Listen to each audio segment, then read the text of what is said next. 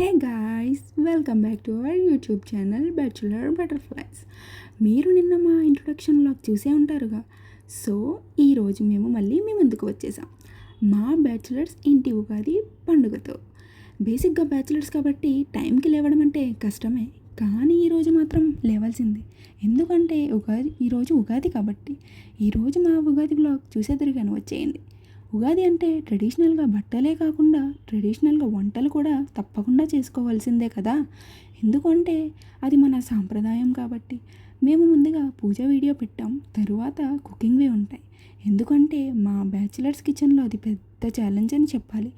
కాకపోతే అది మనం ఛాలెంజ్లా కాకుండా ఇష్టంగా ట్రై చేస్తే అవ్వాల్సిందేగా. అందుకే మేము అందరికీ కావాల్సినవన్నీ పదార్థాలు అలాగే అన్నీ చేసుకునే విధానం చెప్పేస్తాం పదండి. ముందుగా మేమైతే పూజ ఇలా చేసుకున్నాం, అన్నీ సర్దుకొని నీట్గా అన్నీ మంచిగా పెట్టుకొని ఇలా డెకరేషన్ చేసుకున్నాం. సో ఫస్ట్ ఉగాది పచ్చడితో స్టార్ట్ చేసేద్దాం. ముందుగా మామిడికాయని కట్ చేసుకుని వేసుకోండి. తినొద్దు ఎందుకంటే అది పచ్చడి కోసం. తరువాత వేప పువ్వు తెంచుకొని పక్కన పెట్టుకొని వేసుకోండి. ఆల్రెడీ మన లైఫ్లో చాలా చేదు ఉంది కాబట్టి కొంచెమే తక్కువ వేసుకోండి.